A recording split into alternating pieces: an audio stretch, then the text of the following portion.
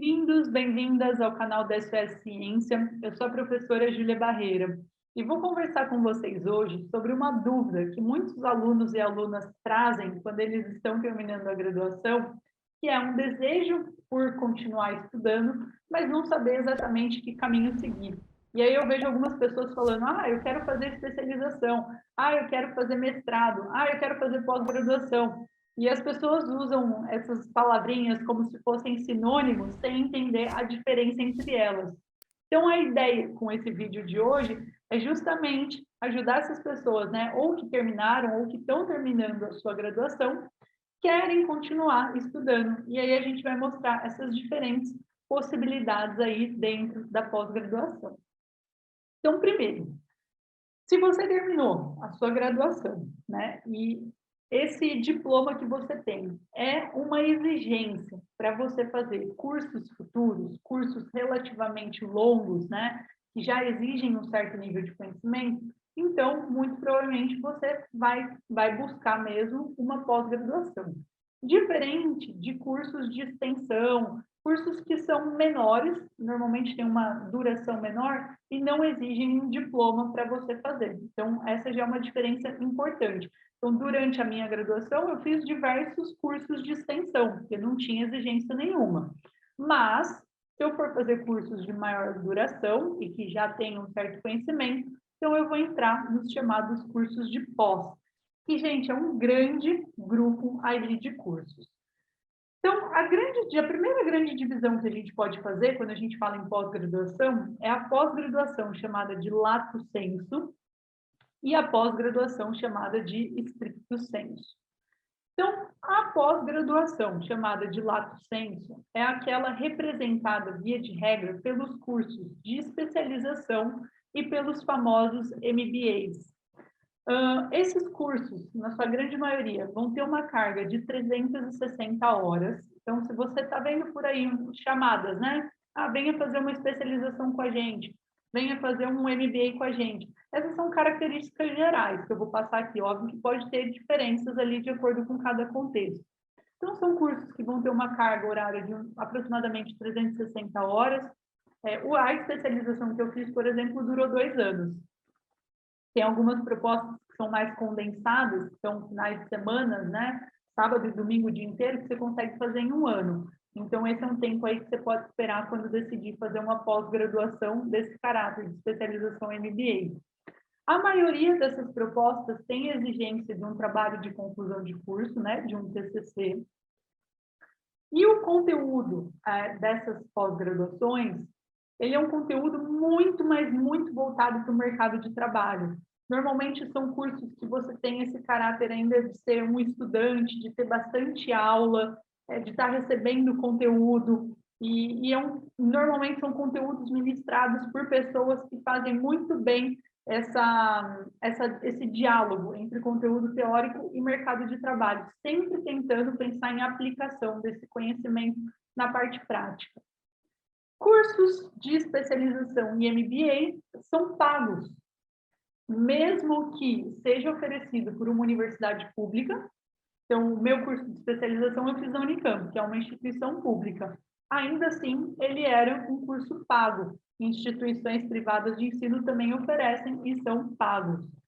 E, por ser pago, normalmente, ele não tem um processo seletivo, né? Claro que algumas situações vão ter, mas, na sua grande maioria, basta você provar que você tem um diploma de graduação, você poder pagar, né, arcar com esse curso ao longo de todo esse período, você consegue fazer esse curso de pós-graduação nos dias e horários combinados e ali, ao final, fazer algum TCC para sair com esse diploma. Beleza, esses, então, são os chamados lato sensu. E o que seriam, agora, os cursos de pós-graduação stricto sensu? É onde se encontram os chamados mestrados e doutorados, programas de mestrado e programas de doutorado. E qual é a diferença, né, de um mestrado para uma especialização? Os dois eu posso fazer logo que eu me formo. Posso engatar no mestrado ou posso engatar numa especialização. Qual vai ser a diferença? A principal diferença é que o mestrado ele é muito focado na pesquisa. Então, Se na especialização você meio que continua sendo um aluno ou aluna que vai frequentar as aulas, vai receber esse conhecimento, vai fazer algumas atividades, já no mestrado e no doutorado, não. Grande parte da sua carga horária é destinada ao desenvolvimento de uma pesquisa. Então, se você tem vontade, realmente, você tem uma pergunta de pesquisa, você já pensou em um método, tem um grupo de pesquisa que você tem acompanhado, você falou, não, olha, eu acho que agora eu consigo desenvolver uma pesquisa. Eu vou parar ali 2, 3 anos da minha vida, parar entre aspas, né? Mas dedicar um grande tempo desse tempo para fazer uma pesquisa, aí sim você pode entrar no mestrado e doutorado, que tem como foco principal produção de conhecimento para a sociedade. E aí você vai ter pesquisas que são extremamente teóricas, né? Não necessariamente você vai estar dialogando diretamente com o mercado de trabalho. Às vezes você vai se afunilar, vai pesquisar algo tão específico que vai ficar, então, até relativamente distante do mercado de trabalho. Então, quem normalmente vai fazer mestrado e doutorado tem que ter um certo prazer por estudar, né? Tem que ter um certo costume de ler artigo científico, ler livros clássicos da área da ciência, da produção de conhecimento. Então, é um perfil um pouco diferente. Dentro desse grupo, a gente vai encontrar cursos gratuitos, cursos pagos e a possibilidade de se ter bolsa de estudos. Então, por exemplo, uma instituição pública vai ter processos de mestrado e doutorado abertos para toda a população. E você pode fazer esse mestrado e o doutorado gratuitamente. Para você fazer esses cursos gratuitamente, você vai passar por um processo seletivo. É como se fosse um vestibular. Então, você vai ter que trazer a sua ideia de pesquisa. Algumas instituições vão fazer provas de entrada.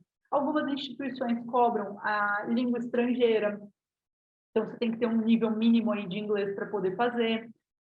E aí, uma vez que você entrou, você ainda tem uma outra possibilidade, que é, além de fazer gratuitamente, você pode falar para essa instituição que você vai se dedicar integralmente a essa pesquisa que você vai realizar. Então, é como se você fosse contratado temporariamente pelo governo como um pesquisador ou pesquisadora em formação. E aí, a gente tem órgãos públicos de financiamento que vão te pagar uma bolsa por mês para você poder desenvolver essa pesquisa. Então, seria para você não ter que se preocupar com outras fontes de renda, se dedicar a outros trabalhos e poder se dedicar integralmente ao desenvolvimento da sua pesquisa. E por isso, inclusive, algumas bolsas colocam como limitação que você não pode ter nenhum vínculo empregatício.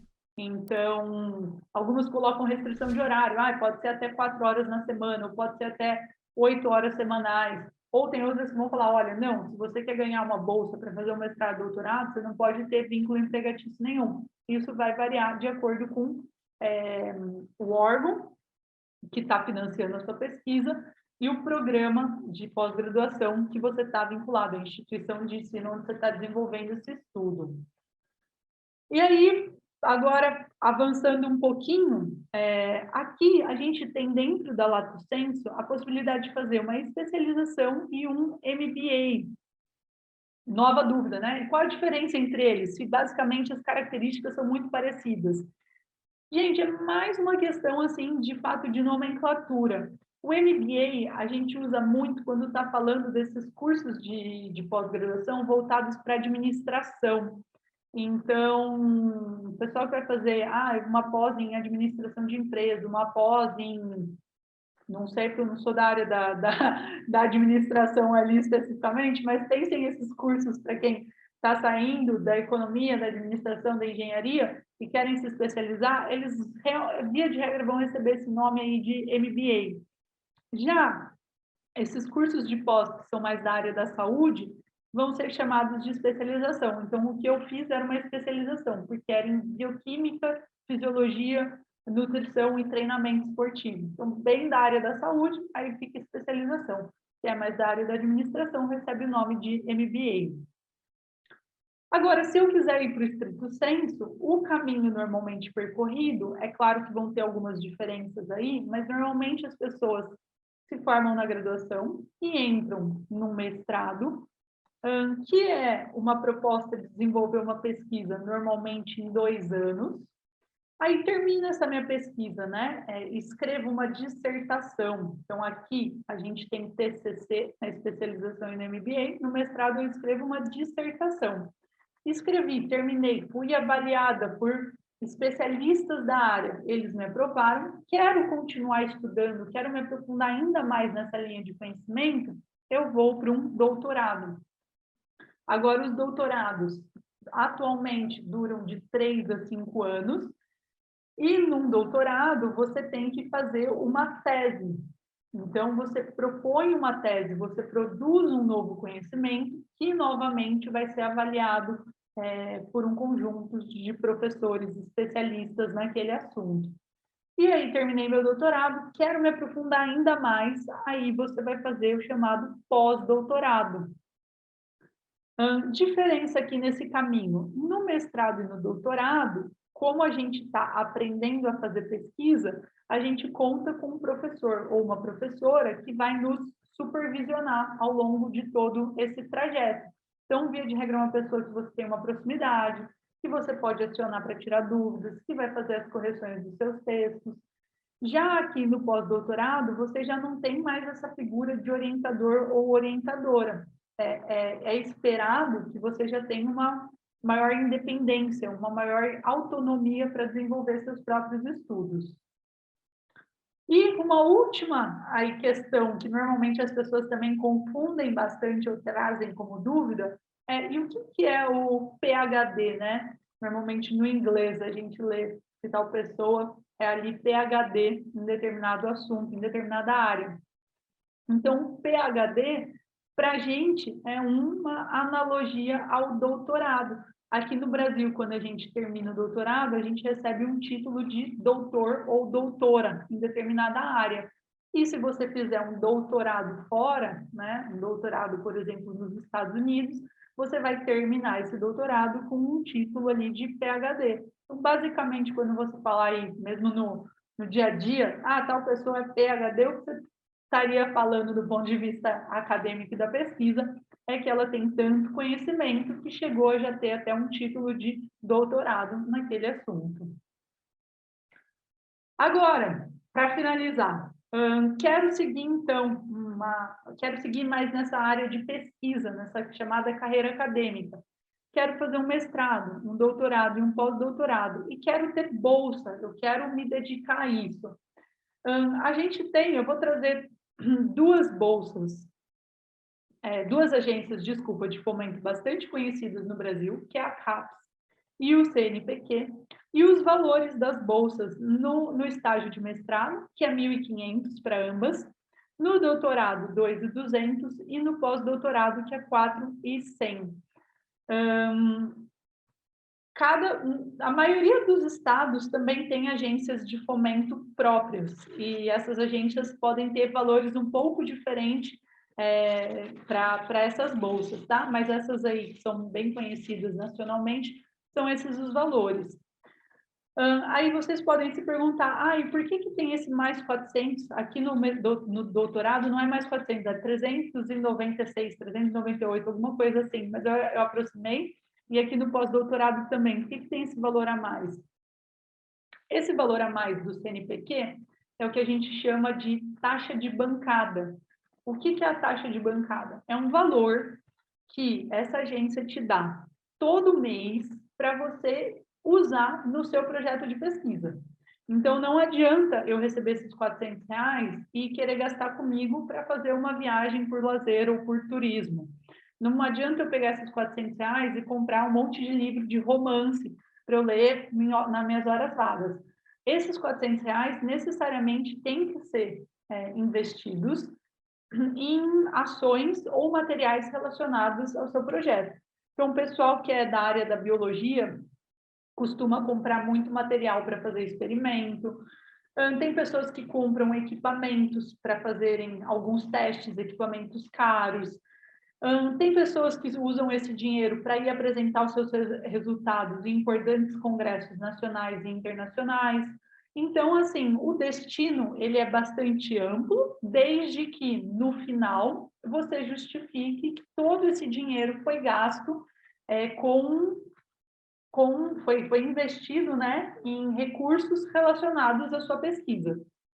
E aí, inclusive aqui no final, tanto do doutorado quanto do pós-doutorado, a gente tem que emitir um relatório para o CNPq com todos os comprovantes desse dinheiro que a gente gastou e justificando o como eles estão relacionados com a nossa pesquisa.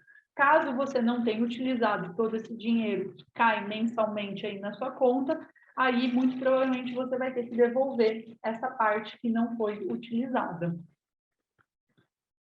Bom, gente, é bastante conteúdo, né? Inclusive, eu poderia ficar por muito tempo aqui conversando com vocês sobre isso. Eu adoro, né? E é legal a gente compartilhando as nossas experiências. Então, se você, inclusive, conhece outras agências, né, de fomento à pesquisa, outros valores, coloque aqui embaixo no nosso chat para mais pessoas conhecerem. Se você gostou do vídeo, curte aqui embaixo, divulga com outros estudantes que também possam aí gostar e aprender com esse conteúdo. E para acompanhar nossas publicações semanais sobre ciência, aproveite e se inscreve no nosso canal. Meu muito obrigada e até a próxima.